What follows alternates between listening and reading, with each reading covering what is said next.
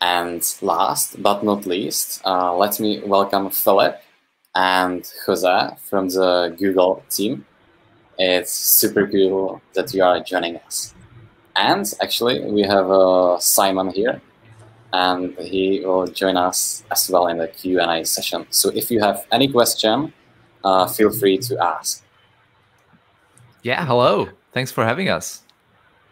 Hello. Thanks. Yeah, maybe a short introduction. Filip, I guess everyone knows him. He works at Google, and he's like super known in boring show.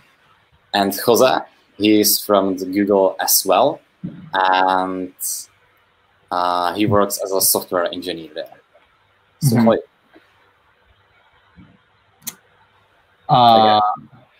should I introduce myself?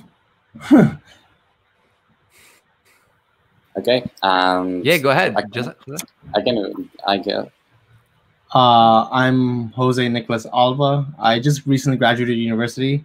I'm now working in the material organization, working on the material package within Flutter. Cool. And Simon is here as well. So I guess we can start with like first question. And how are you guys today? Fantastic. My day is pretty good actually. Yeah, nice here.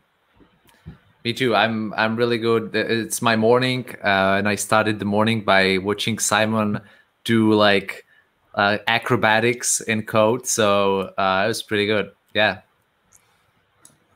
My day's been pretty good. It's pretty much over now. This is the sort of the end of the afternoon for me. Oh, it's so hot here. I'm not joking. Like there's no AC. We don't have AC in the UK. Same in Germany. Oh my god. Yeah. So I'm surviving, but I started panicking yesterday because it was like I suddenly saw that the router stuff was committed. I was like, oh no, it's a master now. I've got to add that to my talk. So yeah, race to get that done. But yeah. Yeah, actually, it's super hot. I don't want to know the temperature in my room because it's super hot. But well, guys, actually, how long do you code in a Flutter or Dart? Who goes first? I don't want to go first. All right, I'll go first, I guess. I've been developing, like my first time experiencing Flutter was actually coding a lot of Flutter was January 2019. I joined originally as an intern. I was working on an internal Flutter application, but then I'm working here full time now, and I was just thinking about this actually. Like, I think for me, it's like I was just thinking about when I actually heard about Flutter and when I started using it. I think it was about like October 2017. So that was like mid alpha or something. Yeah, because it was about March. I think it was the following March that beta was launched. I think so. About there. Yeah, long time ago. Yeah. Well, so I actually. Well, I started with Dart, right? And that was in 2011, and I was doing a lot of that for a long time. And then I actually joined the Dart team, and I was kind of dismissive, to be honest, of Flutter. I was like, this new thing. It's never going to do anything. And not that. But, you know, I was kind of like, no, let's just use Dart for web and stuff like this. And then I was... I stood corrected, and I guess I started doing Flutter in 2016 because that's when I joined the team, and also people were like, "Hey, like Flutter is kind of a big deal now." So I mean, you say that, right? Like I think it was around the same time, like it was about 2016. I think I heard about Flutter the year before, but I was that Android developer that was like another cross-platform thing. This is going to be web. It's going to be terrible. Yeah, and then when I heard about how it was working, I was like, actually, no, this sounds interesting. I want this. I want to try this out. I heard of it beforehand, like quite a bit beforehand, but I never actually developed anything. But then like when I was joining a team, they asked me what I was interested in joining in, and like I said, I was interested in either working with money or with Flutter. So so I joined working with Flutter. Actually, I know it's well, it's just 8 months. See, That's cool. I'll check if we have a few questions in a chat. Well, there's one, and I don't really understand it. Can we add trailing commas to Dart format? Well, What I mean, I does think that mean? that's what I was going to say. I think there's a thing, right, where sorry for getting in for that. I was thinking about I think the point here is trailing commas are optional, right? So it'd be nice to say, can we force? This was actually brought up the other day when I was talking about semicolons to someone. They're like, oh, we just have Dart format add semicolons for you, you know, which is fine. I mean, you know, that sounds nice. But I think the same thing with the trailing commas is like you get nicer formatting when you add trailing commas. If you don't add trailing commas, you kind of get the JavaScript kind of like layout of Dart. So yeah. So Yeah. I have no idea, but I see a lot of people using using the trailing comma as their way to at least have a little input to the formatter, right? And I do that all the time. Like sometimes I want the nicer thing, but in many cases, like especially in, for example, constructors, if they're not that long, I don't want a trailing comma there, right? So I don't know. But yeah, I mean, there's always this talk about how much can we allow people to configure Dart format before it gets too crazy and everyone basically like it kind of loses its impact, right? Right now, Dart format is nice because it's super strict. It will only do one thing, and so everyone is on the same page. I also agree with Philip in the sense that like whenever I'm having a constructor, if it's just a one-line constructor, I just want it to be in one line. But if I add the comma at the very end, then it's gonna pretty much create a new line, I think. Add the parameter there, and then another new line for the brackets. So in that case, I don't want the comma automatically. Actually, I found the questions people are asking on the Slido, and there's one super cool question. Where do you see Flutter in 1 year from now? Actually, I don't know. What do you think? Better than it is now. in more people's hands. Yeah. I get more and more people's hands. I think more support for Flutter Web, I guess. Better, like Flutter Web is already out of beta and everything, but I'd like to see more packages and more things just specifically for web since it's growing quickly. So that's what I think would be the next awesome, like that again, the next year, like bridges that gap. Right now, Android and iPhone, Android and iOS have amazing support, right? I think web adding it to just as amazing as them would be the next thing to do, and I would like that to be within the year. I think just thinking about like what I mentioned earlier during my talk, like another one is state restoration, which is a big thing that's been you know spoken about since day one on Flutter. So that'd be nice to see that soon, hopefully. And just to be aware that people may not be aware, there's actually a design docs page on the Flutter website where you can go see all the design documents and you can review them. You can leave comments. The team will take that input.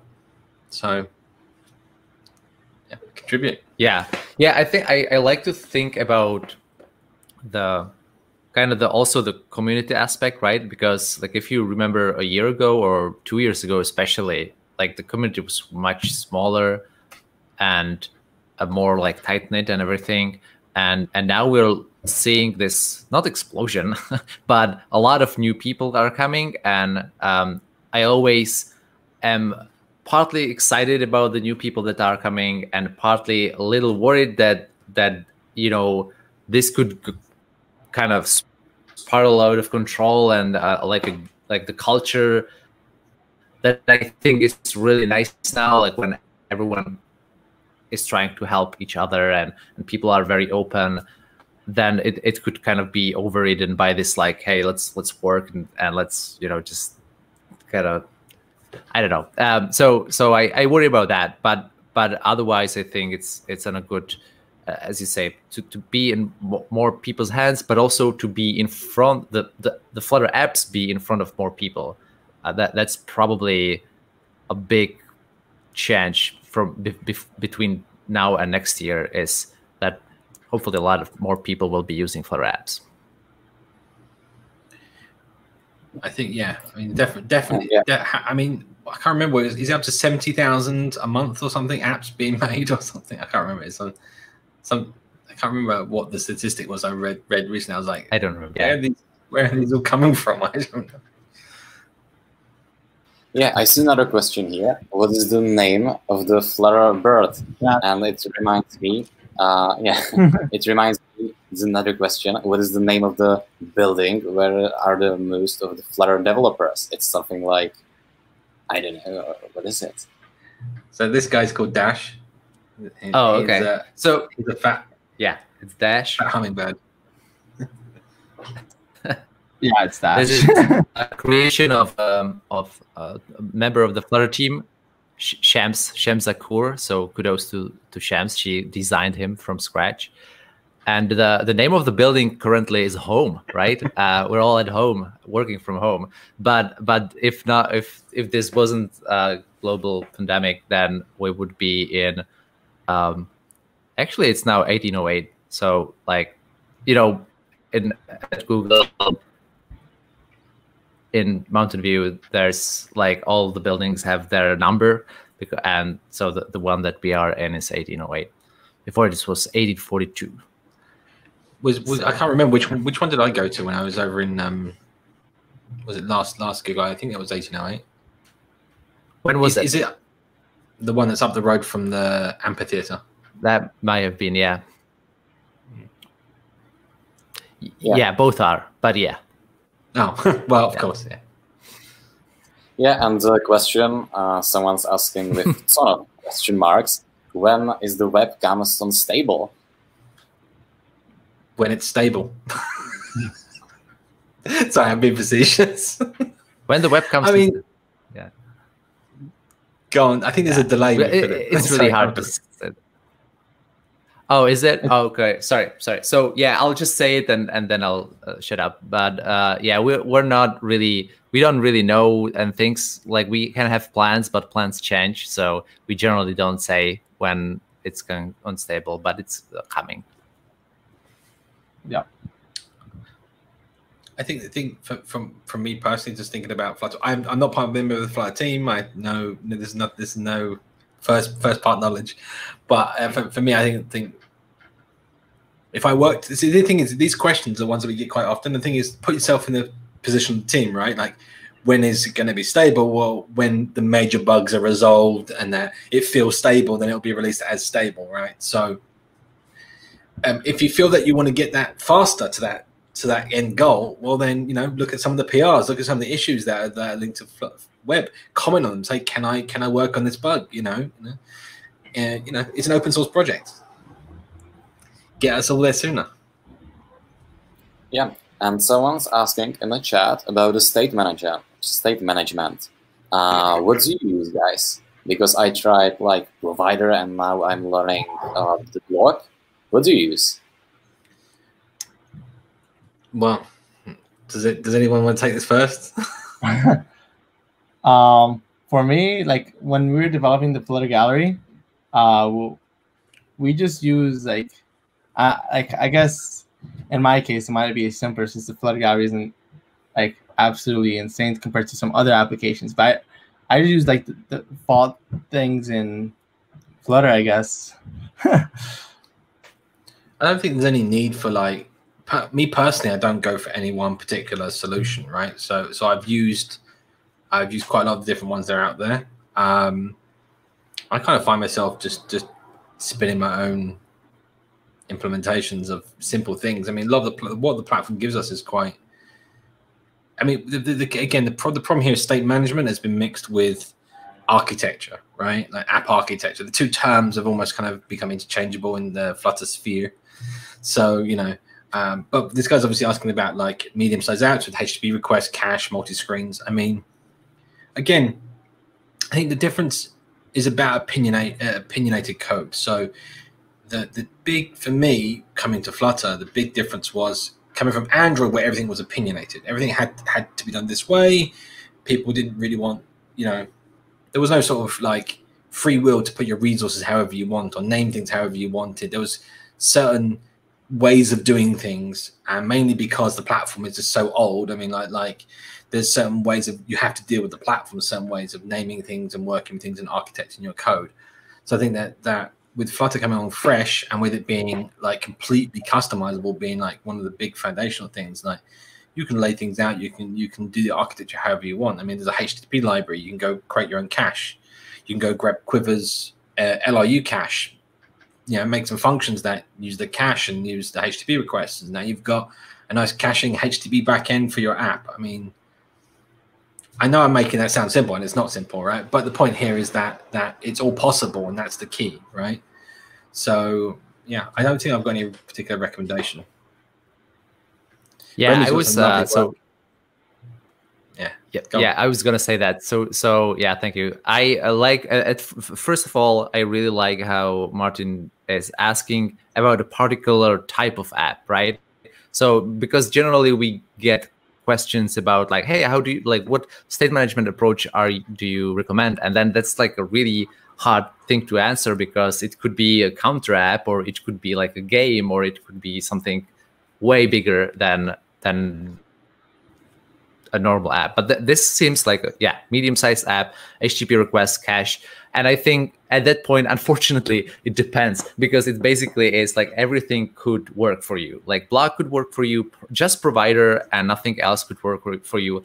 I've been looking at Riverpod by Remy, which is the basically like provider with hooks and other things, which also can absolutely work for you. Mobex also, a lot of people that I know are using that. So it's kind of at that point, it's like, okay, do you want to be like standardized? Then I'd guess go with provider or something kind of low level and work on top of that. If you want to kind of have less of the boilerplate and more of maybe a little bit more magic, then you should go with some of those other things like Mobex and provider. And a lot of people like blog because it's kind of like MVP. It kind of is more familiar for a lot of us when we're coming from reactive programming, and it also is nice to work with. So yeah, depends. I'm sorry, but there's no better answer for this.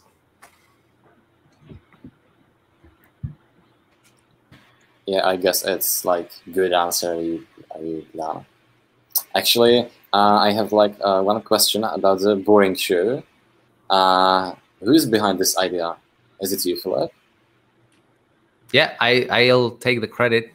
So I was working on, as I said before. So I was a Dart before, and I was looking at things before Flutter was a thing, pretty much. And I was looking at things that could work in video form. And you have to remember at that time, Dart was like the unwanted child. Like everyone was dumping on Dart. Dart was dead. And like I remember that like if you searched for Dart programming language, like 8 out of 10 results in Google were like how Dart is terrible and not a good idea, right? So because there's a lot of history there, but that was the thing. And I was thinking about like how do we make something that doesn't really get, like, it isn't really marketing. It's mostly just, education. And it's kind of clear that we're not trying to make this look hypey or better than it actually is. And I made a document, and then I forgot about it, and then Flutter came, and we were thinking about different things, and I said, yeah, let's have this. And then obviously it wasn't just me, because there's a whole team. Andrew like helped me take it off the ground, and then all of the people obviously who were on the stage, I guess, including Simon, right, really helped to make it what it is now. So yeah, and it's been working fine. And actually other people, like not from Flutter, are now using kind of the similar approach of pair programming and not editing, and just doing something like that. I think one of the powers of the boring show is just showing the mistakes, showing that what's gone on here, trying to debug that situation, trying to understand what went wrong, talking through the problem, right, with the person that you're with, and then working out the solution. That is powerful. That is educational right there. That's exactly what, yeah, that's exactly, it kind of is scary from the perspective of the person who's on the boring show. It's like, but whenever we say, okay, we'll talk about like navigation, I stop myself from actually looking at it, because I want to make the mistakes that a normal person would make if they tried to do this basically for the first time. So yeah, but it's scary. I think the nice thing about having it is there's a lot of imposter syndrome in the industry. Like, you know, people go, I can never learn that. I never know that.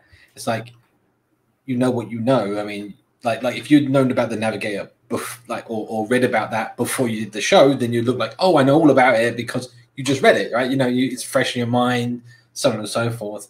So I feel like, you know, there's that people then go, oh, how does he know about all this stuff? Like, I can't know about all this stuff, right? And it's no, the documentation is there for a reason, right? So I feel like there's a certain amount of that which is great to have. The show shows you, you know.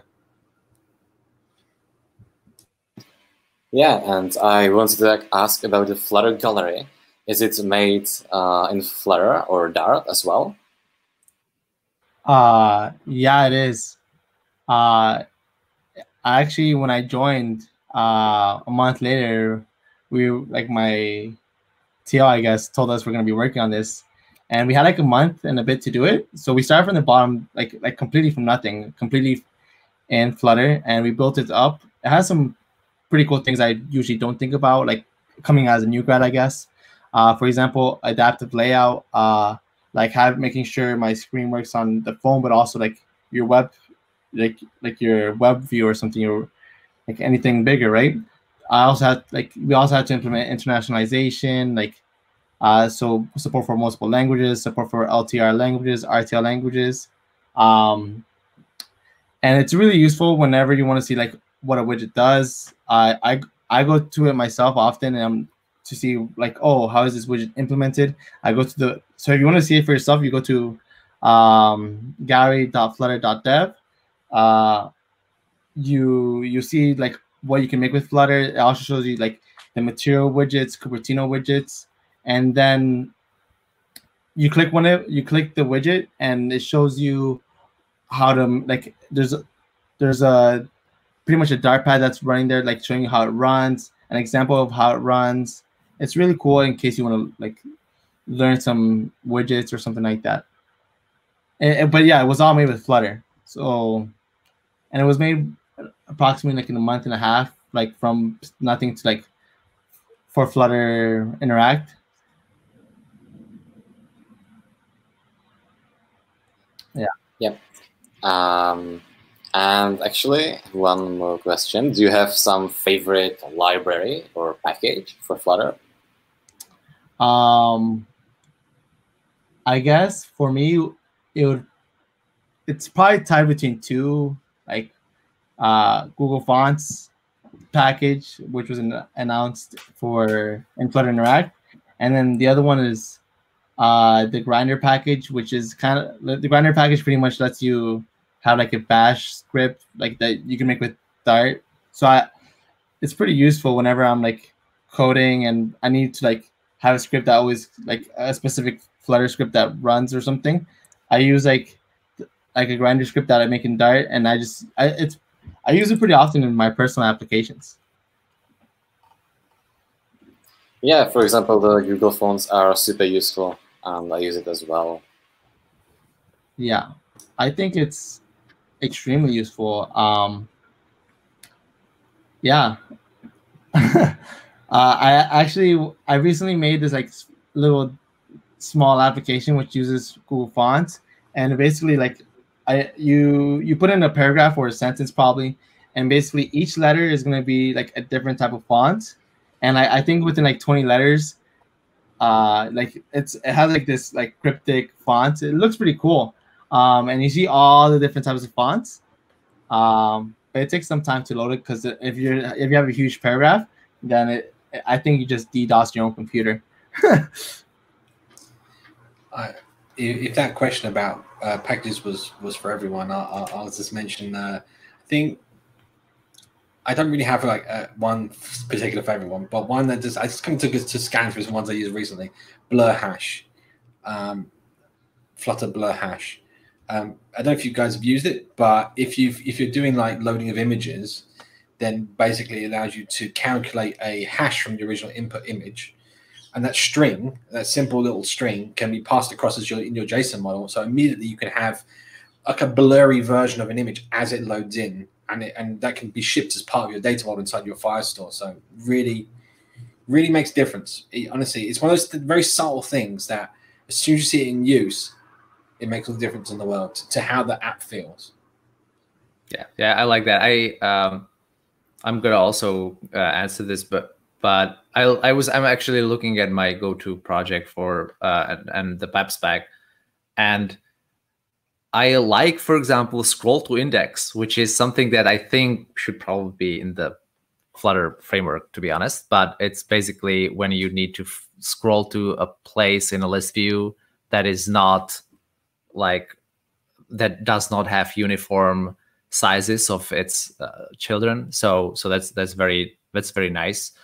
And then Sentry, like for the things that are very useful in terms of kind of productionizing and stuff like this, then there's Sentry. So the package Sentry that lets you put your logs and put your exceptions to Sentry.io so that your users, when they have a problem, you actually see it and you can see what went wrong. And yeah, I'll stop there. But there's lots of things that I like. I like smaller packages that some of these, for example, Sentry will just work on any. It doesn't need Flutter for it to work, but it obviously works in Flutter as well.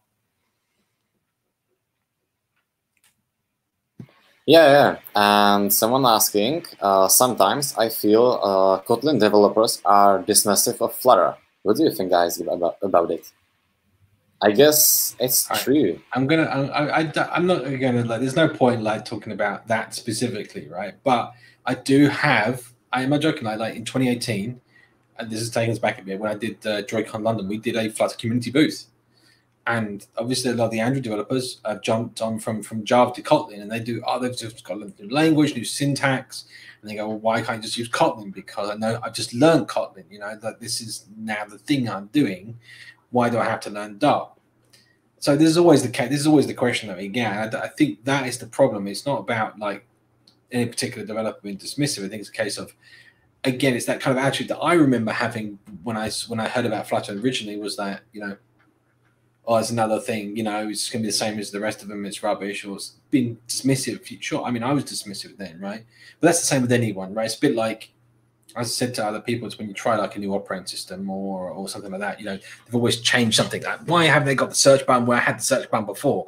Well, because UX have determined that there's a better place for it, or it works differently, right? I mean, we work in the industry, we know this, right?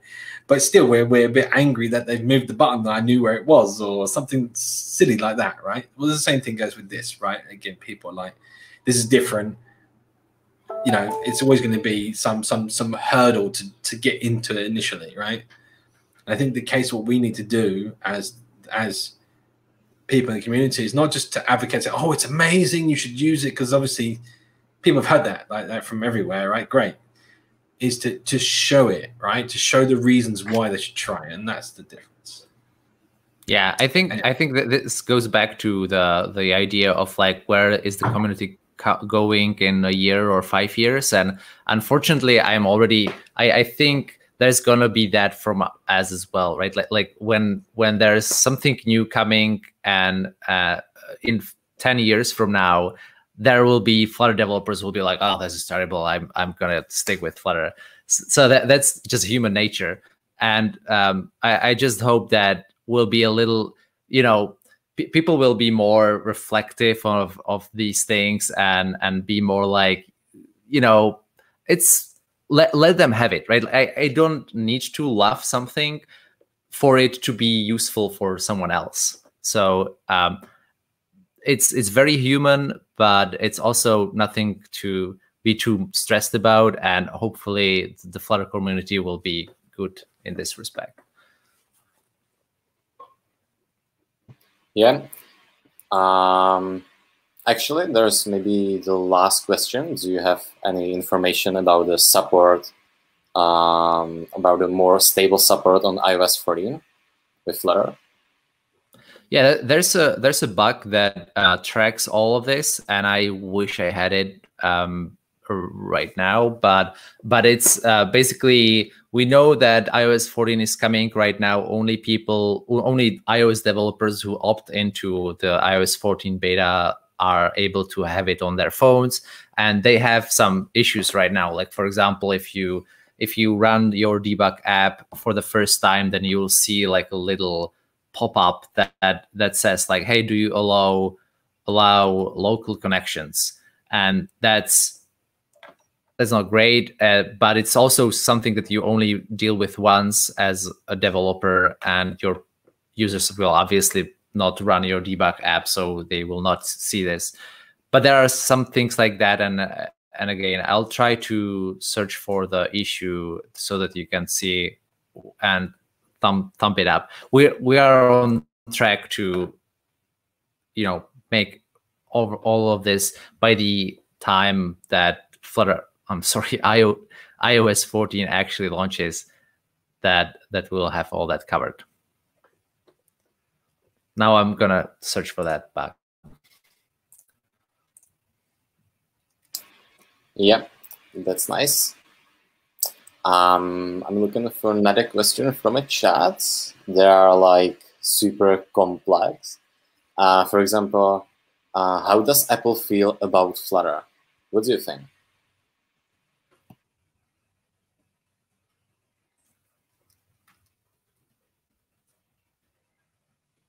What was that? What does Apple feel about Flutter? I'm not Apple, so I have no idea. To be honest, like they've said before that they're fine with, like, it's like most things, right? You don't like no one wants an app that is a rebadged same app thing, right? So that's the reason why they've kind of said, like, you can't just have a rebadged web app in the Apple App Store. So I don't think there's going to be any problem. There's already like lots of high profile apps all using Flutter. They're not going to say, oh, you can't have Flutter apps, right? And to be honest, there's no like Flutter specific thing. It's just compiled code, like any other compiled code at the end of the day. So, why not? What would be the problem? I don't know. Again,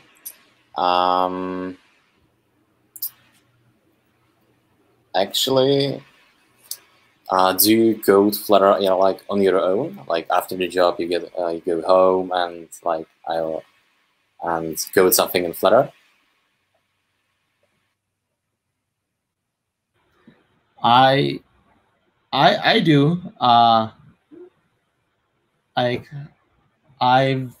It depends how I'm feeling of the month or something, if I'm inspirational or whatnot. But recently I started working on a Flutter application that just summarize like the books I read. I want to summarize those books, so I just put them into this Flutter application. I know it's a bit overkill, but it's basically a way to see the books I've read and just see the summaries of them, and that's what I'm working on. Yeah, I actually, that was the reason I guess I got the job in Dart and Flutter, because since 2011, I've been working on things in my spare time in Dart, and that was before Dart was a big deal. So yeah, I definitely have at least one big thing that I'm working on, and it's you can actually visit it on egamebook.com, and that's hopefully nearing completion, and it's been a really good experience, and Flutter really saved my ass many times. So yeah.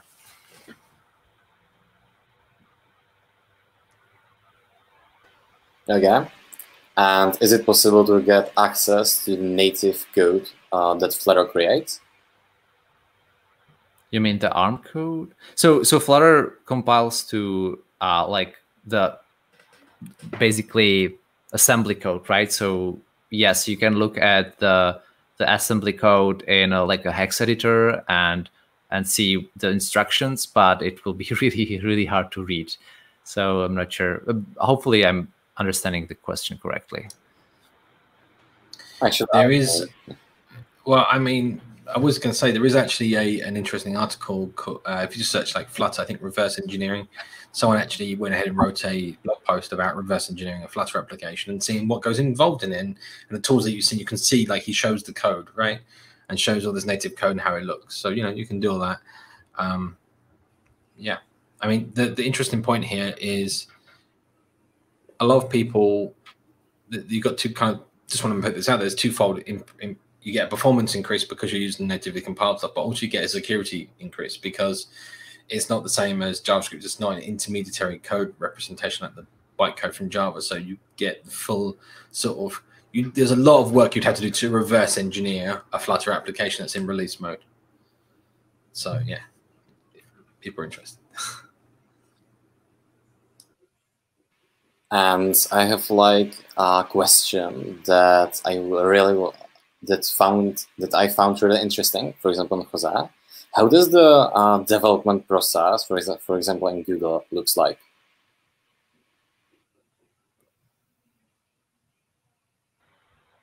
Well, since like the work I do is pretty much open source, it depends on the type of project I'm working on. So, for example, anytime I'm working on a Flutter change, like on slider or range slider widget, I work on the feature. Once the feature is done, I have to create test cases, or if there's any failing tests, then I have to fix that test or whatnot. Then once everything's done for the PR, I guess, I get two of my workmates to review my PR, and then once everything looks good to them, I have to review it through one last person. Hans, he pretty much created like 60% of the Flutter framework, I guess. So he looks at the PR one last time just to see if it looks good or if he has anything to talk about. And then once he gives an LGTM, I submit it into the Flutter framework, I guess. Yeah, if you wanna look at how that's the open source way, right? So yeah, we basically everything is the open. You can look at the PRs, you can look at the comments, and so on. There is also the kind of the internal stuff that obviously we can't really share, but if you're interested in this and kind of the sheer size of what we have there, I actually wrote an article a long time ago, and it's called How Google Builds Web Frameworks, I think. And it was back then it was about Angular Dart, I think, but it was mostly about like, yeah, there are things that are public about how Google builds things. It's like a huge one monorepo, and then everything is tested. And so like if you change a line of code in something like Flutter or something like a framework, then all the tests of everything that is depending on that line of code inside whole of Google, which is a huge big repository, needs to be run, right? So it makes things a little safer because it's as if your GitHub project would run tests of everyone who depends on your GitHub project every time you change anything. So that's one thing that I really like about it. It's obviously also makes it sometimes frustrating because you have you change something and then 10,000 tests die, and it's your responsibility to fix them. So yeah. But again, Flutter is open source. It's not it's obviously also used at Google, and it needs to go through all these stuff, but most of the development is open source.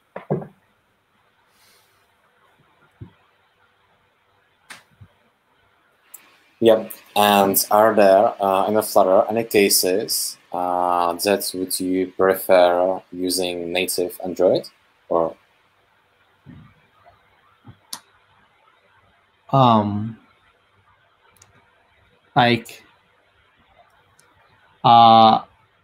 To be honest, coming from my perspective, I never really coded native Android, so I know there's cases where you'll want to, but in my case, I just stick with Flutter for now.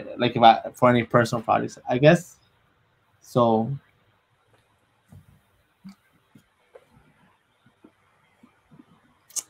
Yeah, no. So I think there's definitely. Sorry for jumping into your speech, sir. But I think there are definitely things where if your app is very intertwined with the system's API. So for example, if you have a fitness tracker, or I don't know, if you have a widget thing that lives on the phone screen, then I would probably go with Android or iOS. Respectively, but if generally, I think Flutter is more about the kind of the general purpose app, right? Where you have a UI and you may have some background processes, but it's not all living in the platform things and so on. So yeah, there are definitely things that will be harder for you if you use Flutter and try to use the platform things like that.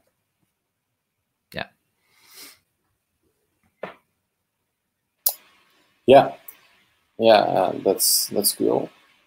Actually, I'm looking for another question. Guys, do you have some topic you wanna talk about?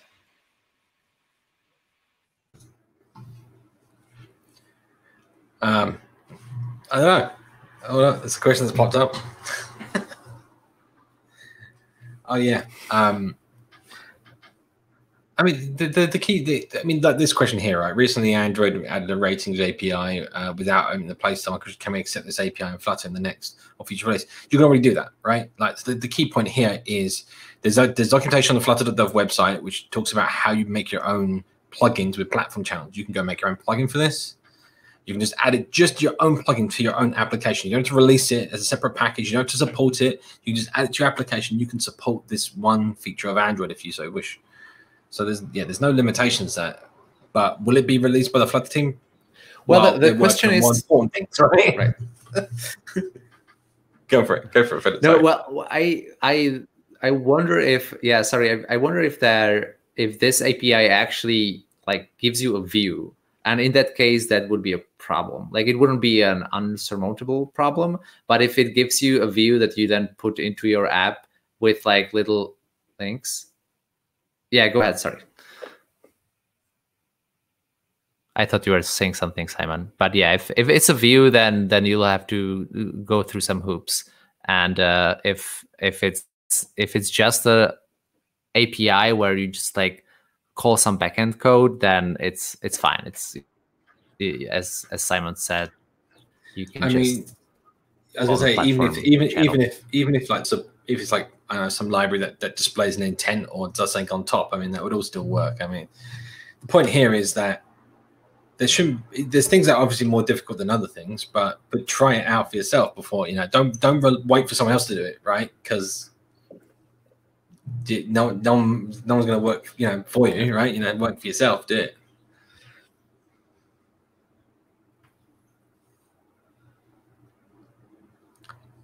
Yeah, there is another question. This might be interesting.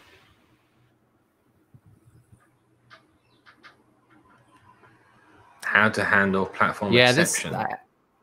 Yeah, I think that this really depends on what the platform exception is, right? Like, so if it's a platform exception that tells you, I mean, if it's just a platform exception that just means that the plugin stopped working or something, then obviously you'll have to work with the plugin.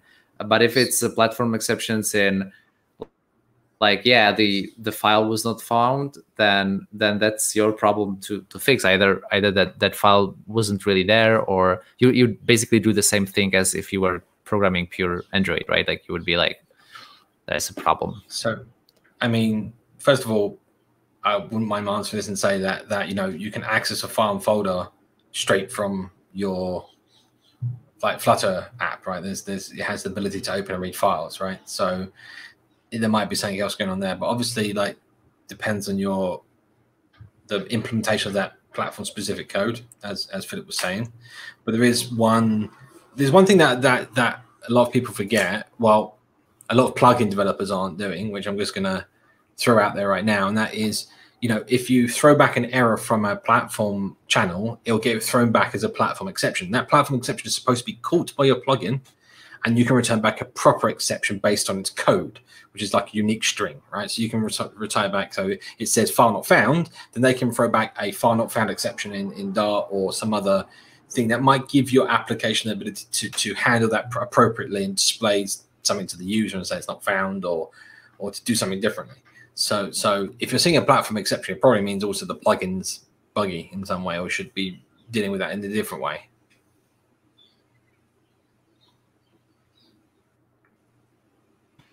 Yeah, and there's another question right under the screen. What do you think about it, guys? So is Flutter going to be used by Google Fuchsia for app development? We generally don't speak about Fuchsia. If you can look at the open source project, then you'll see that there are many different ways to develop for Fuchsia, and one of them is using Flutter. Yep. Exactly what Philip said. Yeah, and I guess the last question is right on the screen, because I don't want to hold you for a long day, because you certainly have another program. So how can I become a Flutter expert? What do you think about it? Build an app. Yeah, I would just say, like, just start from the bottom up. Start, like, anything you want to create from the beginning. Like, just playing around. Like, if you want to do something, just search it up on Google. It's probably on Stack Overflow or on, like, the Flutter issues.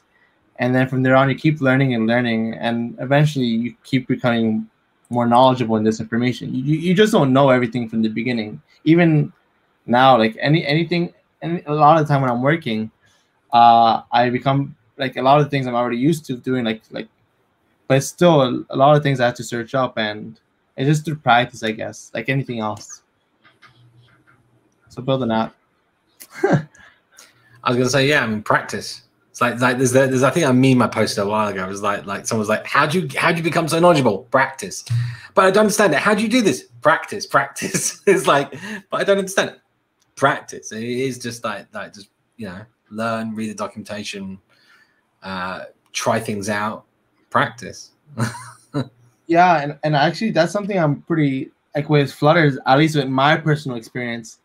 It might seem like daring to get into at first, but something I really had a good experience with, especially with Flutter, is that the documentation in Flutter is, in my opinion, very superb and awesome. Like, anytime we update, like, the code within the Flutter framework, we have to update the documentation. And whenever you go to the API flutter.dev documentation, that comes directly from the code. So if you see, like now we're implementing these Dart pads that shows you, oh, this is how you're going to use, like, the slider widget. It helps a lot. And there's also, like, the boring show on Flutter. There's widget of the week. There's all these things that really, like, there's a lot of resources you can use. So the best thing you could do is just practice, in my opinion. And then the resources are there, a lot of them at least.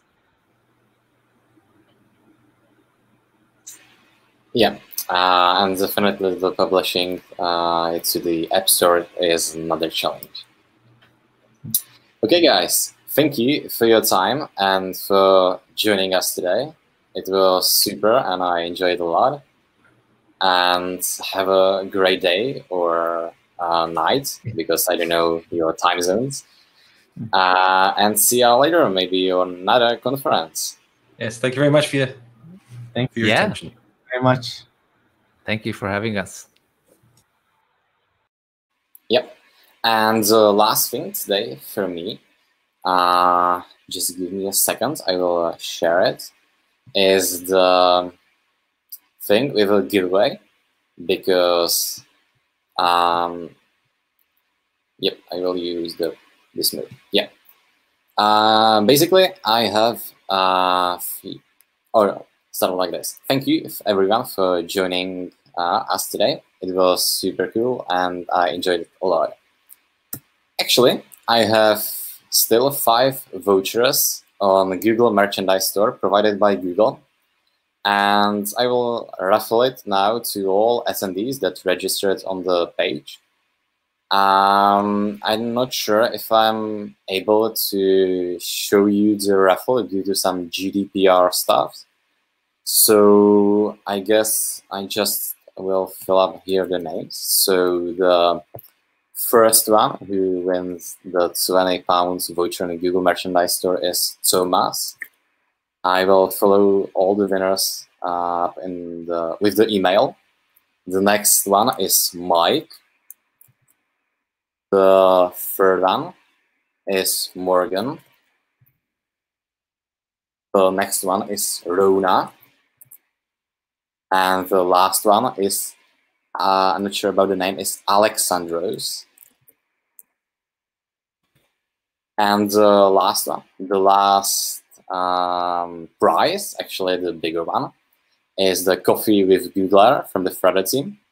And the guy who will win this is, I'm sorry for bad pronunciation. The name is Himan, like this. So thanks everyone for being here. I will send email to all winners and see you on another event.